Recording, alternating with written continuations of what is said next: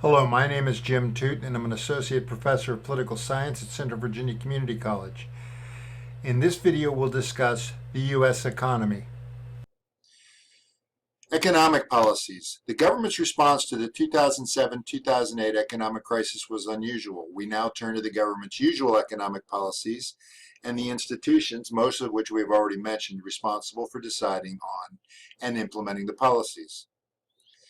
Monetary policy involves the amount of money available to the economy from such sources as banks, savings and loans, and credit unions.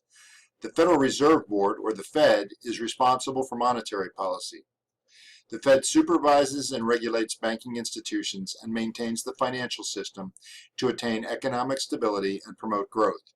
It uses three tools: the discount rate, reserve requirements, and open market operations. The discount rate is what the Fed charges commercial banks for short-term loans. Lowering rates increases the bank's access to money, allowing banks to offer cheaper credit to businesses and the public, thereby stimulating the economy. Reserve requirements stipulate the portions of deposits that banks must hold in reserve. By reducing reserve requirements, the Fed increases the money supply, thereby stimulating economic activity. Through its open market operations, the Fed controls the money supply by buying and selling U.S. government securities. To stimulate the economy, the Fed increases the money supply by buying back government securities. To combat inflation, the Fed sells securities to the public and to businesses. Fiscal policy, on the other hand, is the government taxing, spending, and borrowing. In theory, cutting taxes and increasing spending expand the economy and increase employment, while raising taxes and decreasing spending contract the economy and reduce inflation.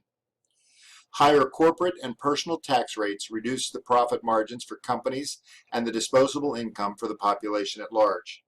But the higher tax rates may be necessary for the government to afford its expenditures programs, much of which can also increase demand and activity in the economy.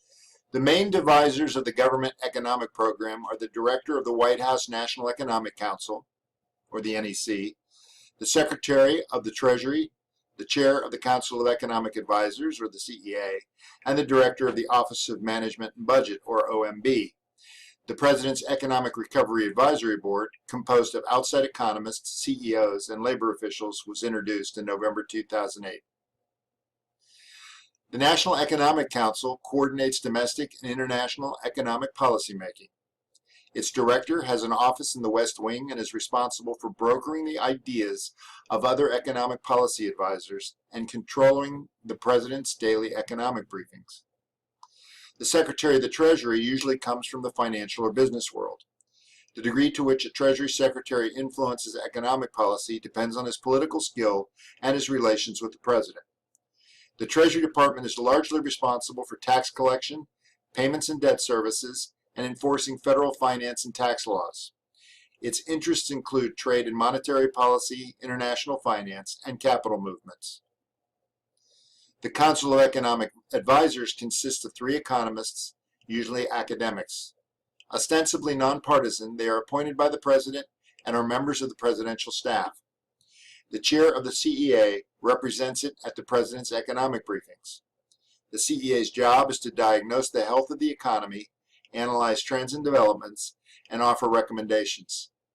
It also helps produce the President's annual economic report to Congress, stating and justifying the administration's fiscal and monetary policies and priorities.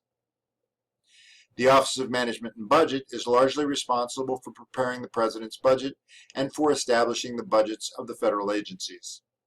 It has substantial authority to control the bureaucracies and to enact the presidential policy agenda. It reviews every piece of proposed legislation submitted to Congress. Changes in agency regulations require OMB approval. The legislative branch influences fiscal policy through its power of the purse and authority over approval of the President's budget. The President needs congressional consent on all taxes and nearly all federal expenditures, as well as any increases in the national debt limit. Congressional committees revise and alter the President's policies. Congress can also check the Fed by lessening its autonomy in setting monetary policy.